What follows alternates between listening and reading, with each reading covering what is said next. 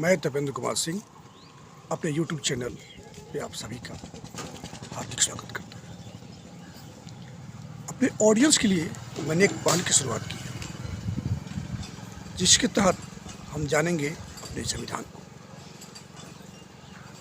As a जागरूक citizen, as a जागरूक नागरिक, हमें अपनी संविधान की बेसिक ढांचा की जानकारी होनी चाहिए। तो हम अगले कुछ वीडियोस में जो अपनी संविधान है, जो उसके इम्पोर्टेंट एक्ट्स हैं, उसका जो इवोल्यूशन है, इसके बारे में जानेंगे। आज की इस वीडियो में हम अपनी देश की संविधान कैसे इवॉल्व हुआ, इस पे डिस्कस करेंगे। हम सब जानते हैं 26 जनवरी 1950 को हमारा संविधान एक्ट में आया। इसी दिन को हम रिपब्लिक डे के रूप में सेलिब्रेट करते हैं। इस दिन से पहले लगभग 200 सालों तक हम अंग्रेज़ों के एक्ट के अधीन थे। ब्रिटिश पार्लियामेंट में जो भी एक्ट पास होती थी, वो इंडिया में ईस्ट इंडिया कंपनी के थ्रू हमारे ऊपर एक्ट करते थे और इसी एक्ट के अधीन हमें काम करना पड़ता था। और लगभग सारी एक्टें ब्रिटिश के हितों में रखकर बनाई जाती थी। भारतीय हितों को नज़रअंदाज कर दिया जाता था, जिसके फलस्वरूप इन कानूनों का विरोध शुरू हुआ और देश के लोगों में कम से कम एक डोमिनियन स्टेट्स का दर्जा पाने की भावना जागृत हुई। हमारे पास एटलीस्ट अपना संविधान होना चाहिए, हमारे लोग अपना कानून बनाए और उस कानून के तहत हम एक्ट करें, ये मांगे तेज हुई। अंग्रेज़ों ने समय समय पे कुछ रिफॉर्म्स किए। 1773 के रेगुलेटिंग एक्ट से लेकर 1947 का इंडियन इंडिपेंडेंस एक्ट तक बीच बीच में छोटी छोटी प्रयास किए गए। जैसे पहली बार एग्जीक्यूटिव काउंसिल में पहले भारतीयों को शामिल करने का प्रावधान इंडियन काउंसिल एक्ट 1909 से शुरू की गई। एग्जीक्यूटिव काउंसिल वो बॉडी होती थी जो बहुत सारे डिसीजन लिया करती थी, बहुत सारे रिफॉर्म, बहुत सारे कानूनों के बारे में इंडिया में डिसीजन लेती थी,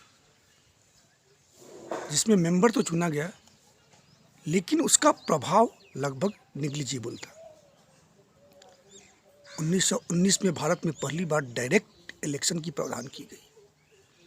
उसका भी इफेक्ट भारतीयों का लॉ बनाने में निग्लिजिबल था। इसी दरमियान बहुत सारे आंदोलन भी हुए, जिसमें स्वराज की भी मांग की गई। अंग्रेज़ों ने समय समय पे डेलीगेट वहाँ से भेजे, ब्रिटिश से इंडिया में भेजे,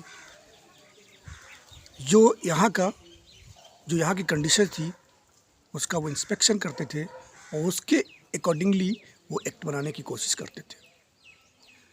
1927 में क्रिप्सन मिशन आई, जिसका बहुत ही ज़्यादा विरोध हुआ भारत में। और इसी विरोध के बाद ब्रिटिश सेक्रेटरी, जो इंडियन सेक्रेटरी जो ब्रिटिश में थे, उन्होंने भारतीय नेताओं को चैलेंज किया कि आप अपना संविधान खुद बनाकर दिखाइए। भारतीयों ने इस चैलेंज को एक्सेप्ट किया और एक कमेटी बनाई गई, जिसका नाम नेहरू कमेटी था और जिसके अध्यक्ष मोतीलाल नेहरू थे। इस कमेटी का सेक्रेटरी पंडित जवाहरलाल नेहरू थे और इन्होंने 1928 में अपनी रिपोर्ट दी, जिसमें इन्होंने बेसिक स्ट्रक्चर, अपने कॉन्स्टिट्यूशन का बेसिक स्ट्रक्चर का कॉन्सेप्ट दिया। 14 फंडामेंटल राइट्स की बात की गई, राइट ऑफ इक्वलिटी की बात की गई।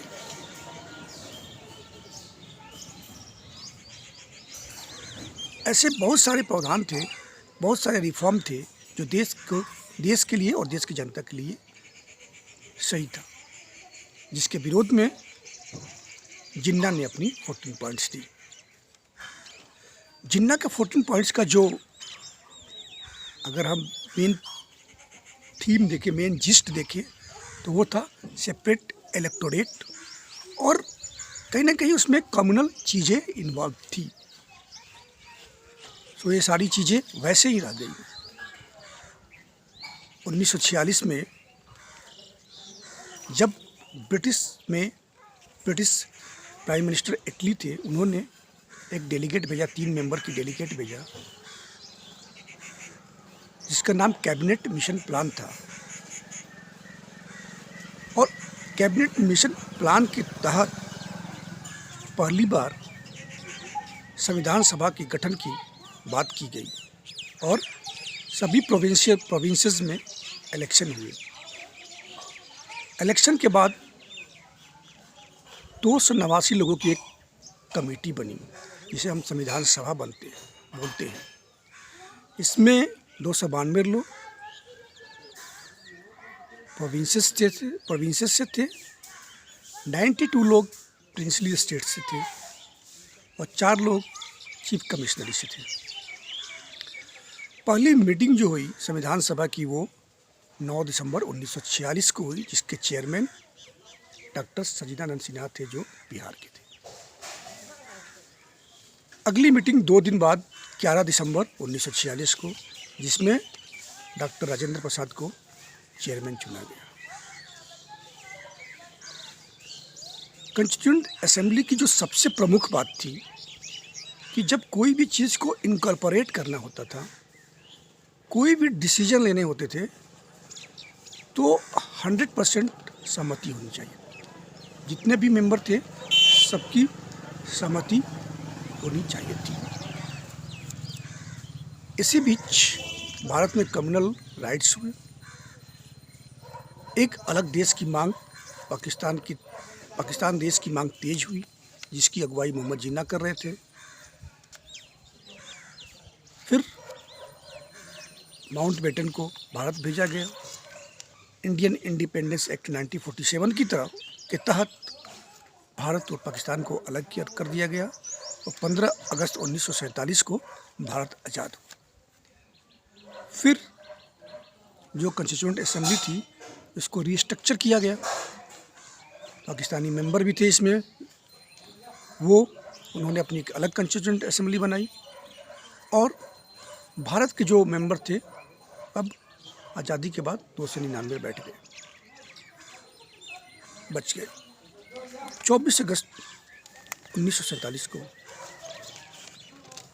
ड्राफ्टिंग कमेटी बनाई गई, जिसके चेयरमैन बाबा साहब भीमराव अम्बेडकर थे। फिर लगभग 2 साल 11 महीने और 18 दिन के बाद हमारी कॉन्स्टिट्यूशन बनकर तैयार हुई।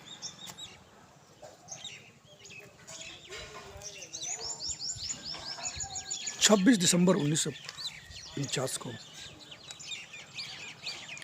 कॉन्स्टिट्यूशन को अप्रूव किया गया और जो आखिरी बैठक हुई वो 24 जनवरी 1950। फिर 26 जनवरी 1950 को हमारा देश गणतंत्र हुआ, हमें अपना कानून मिला।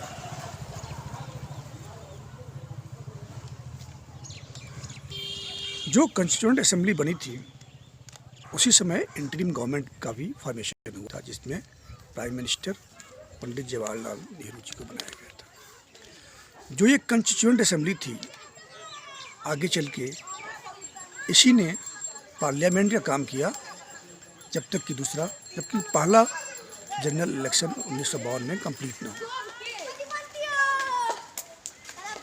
तो आज हमने देखा इवोल्यूशन ऑफ संविधान, इवोल्यूशन ऑफ कॉन्स्टिट्यूशन। इसमें आगे जो हम देखेंगे, क्योंकि जो पहली बार जो हमारा संविधान बना था, इसमें लगभग 395 आर्टिकल्स 395 आर्टिकल्स को इंक्लूड किया गया था। 8 शेड्यूल्स थे और 22 पार्ट थे। डिफरेंट पार्ट्स में संविधान को बांटा गया था। तो अब हम आगे ये देखेंगे कि अभी जो कि आर्टिकल्स बढ़ के लगभग 448 हो गए हैं, पार्ट्स भी बढ़ गए हैं, बहुत सारे संविधान में अमेंडमेंट भी हुए। तो जो प्रमुख आर्टिकल्स हैं उस पर हम चर्चा करेंगे और जो पार्ट्स हैं, हमारे इम्पोर्टेंट पार्ट्स हैं, उस पर हम ध्यान में उसको हम संज्ञान में लेंगे। अगली वीडियो में हम अपने देश की जो कॉन्स्टिट्यूशन है उसके कितने पार्ट्स हैं, उस पार्ट्स में क्या क्या इंक्लूड किया गया है, इस बारे में जानकारी लेंगे। जय हिंद, जय भारत।